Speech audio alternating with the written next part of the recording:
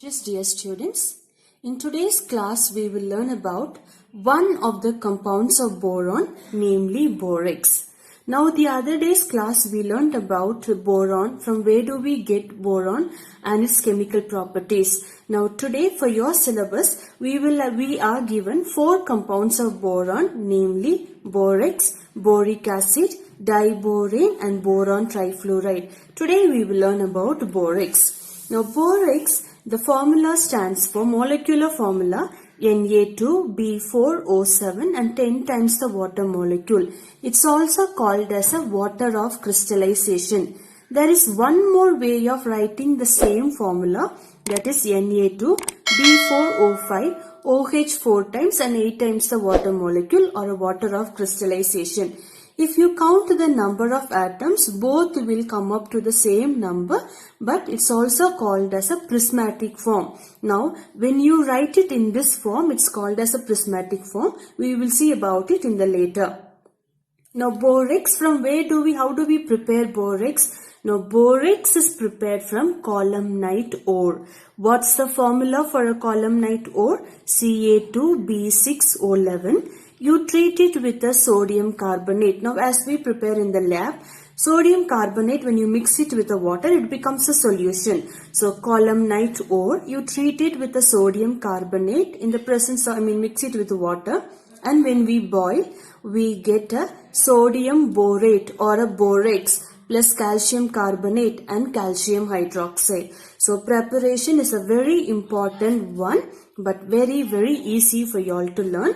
How do we prepare borax? We take the columnite ore, treat it with the water and sodium carbonate. When we boil them, we get borax along with the calcium carbonate and calcium hydroxide. I have balanced the equation because you all know how to do it. Now this borax also has got some other names. Same borax, but there are 4 names for it. It also can be called as a sodium borate, sodium tetraborate, disodium tetraborate. The IUPAC name can be sodium tetraborate decahydrate. If you remember this decahydrate, how do we write? How many times the water of crystallization? 10 times. So that's how we get the name sodium tetraborate decahydrate. Now this is a way of, because a complex compound. Naming the complex compound, you will learn it under coordination chemistry, so I'm not going into detail.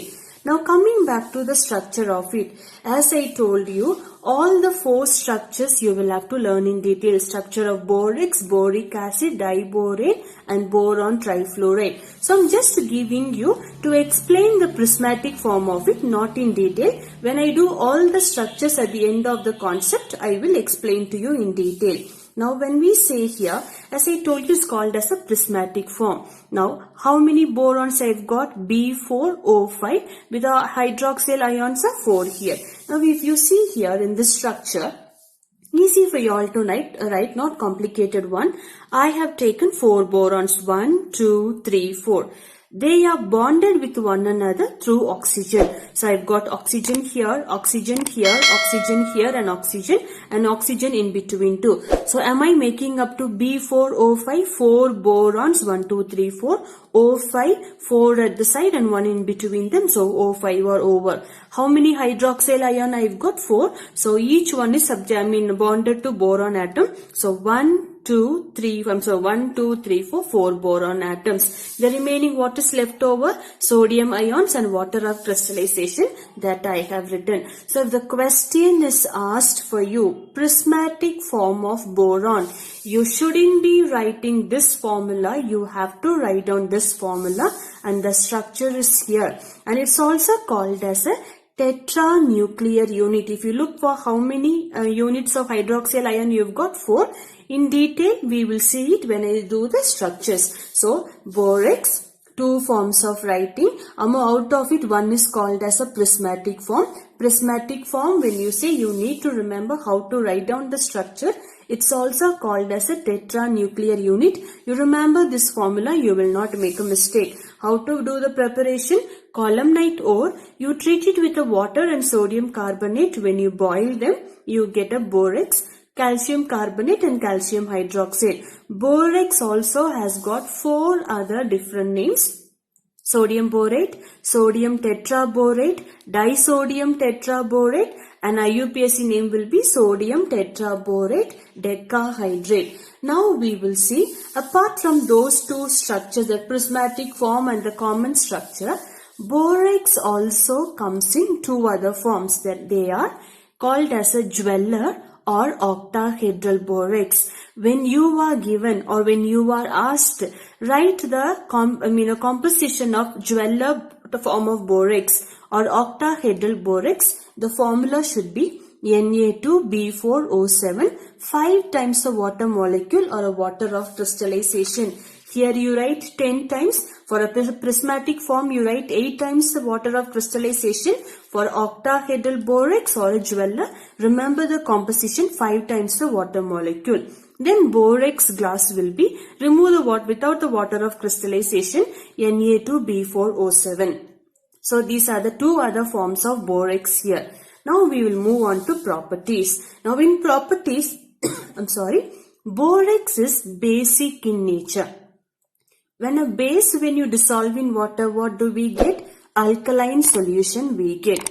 Now one more thing, if you remember, in the extraction of iron and the extraction of copper, you have used something as flux to mix it with a gangue to form a slag. Now I told you silicate gangues are acidic in nature. So you were adding a flux of iron oxide and limestone and all, which are basic in nature. So like that, borax also can be taken as a flux to react with a gangue to remove the slag waste product here. Okay, coming back to our topic. So among the physical property, now I told you borax is basic in nature. So now I take a borax here, treat it with the water. What type of water I should take? Hot water.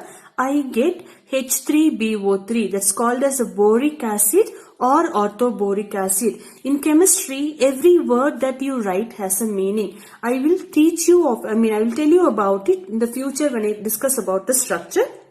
Right now I'm telling you only one word, H3BO3, you can call it as a boric acid or orthoboric acid plus sodium hydroxide alkaline solution we get here. So it's because basic in nature. How will you prove the basicity of borax? You treat it with a hot water, you get acid plus alkaline solution that you get. The second one, a very important concept, preparation of borax bead. A very, very important, I have already given to you all. Now borax bead, when you take, you will take the usual form of a borax, that is with a 10 times the water molecule or a water of crystallization. When I take that borax, when I heat it, what goes out? The water molecule goes out. Complete water molecule goes out. What am I left with? Na2B4O7. Further, when I heat, there are 3 steps taking place. First, here only water molecule is lost, but it remains as a solid. When I further heat it, after the loss of water molecule, it begins to melt. When it melts, what happens? It starts swelling up. Like, it becomes a bigger, swells up. When it swells up, it combines with this boron oxide and forms a glass bead is formed. So this is the preparation of borax bead is nothing. You take borax with a water of crystallization. When you heat, water molecule is lost. After the removal of water molecule, you get the solid form of a borax. Further, when you heat, it melts.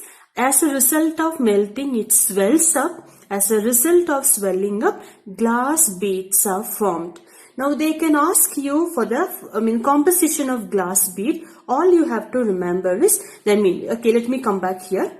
After heating, I get the 2 products. One is sodium metaborate, the other one is boron oxide. So these 2 together form the glass bead structure it forms. So that's why they are called as a borax bead structure. So when they ask you for the composition of borax bead, you need to write down Na2BO2 plus B2O3. If you balance the thing, Now you got here sodium 2 times here, boron is 4 times here, and here 2 times you've got here, so it's a balanced equation. So you get a Na2BO2 plus B2O3 is a combination of borax bead here. And the second last reaction with the acid. They are very easy, not difficult. Borax, you treat with the HCl. Now you see sodium here and Cl here. So naturally they will be going out as a sodium chloride. Forming what I told you, it's called as a boric acid or orthoboric acid. One and the same they are. Boric acid is formed here. Further again, you take, so borax, you treat it with a sulfuric acid. Here you are treating it with a hydrochloric acid. Here you are treating it with a sulfuric acid. Of course, with the presence of water. So you get a boric acid. Sulfate ion, you remember. So you get a sodium sulfate. And the last property of a chemical is reaction with the ammonium chloride. When it reacts with ammonium chloride, boron nitride is formed. And the remaining, when you see, sodium and chlorine will go out as a sodium chloride. Boron oxide will be formed and a water molecule will be going out. So these are the little chemical properties of borax. Just a very small question, a small concept, but you have a plenty of repeated questions here, starting with the molecular formula of borax, as the 2 forms of borax, and you also have got another 2 forms of borax you've got. Then you got a preparation. Under preparation, you've got something called a prismatic structure. When you say, you have to write about the tetranuclear unit. Then the chemical properties. Among the chemical property, how do we get alkaline solution from borax? Point number 2, preparation of borax bead is nothing. Borax you heat, water is lost. After it becomes a solidified, and further when you heat it melts. As a result it swells up.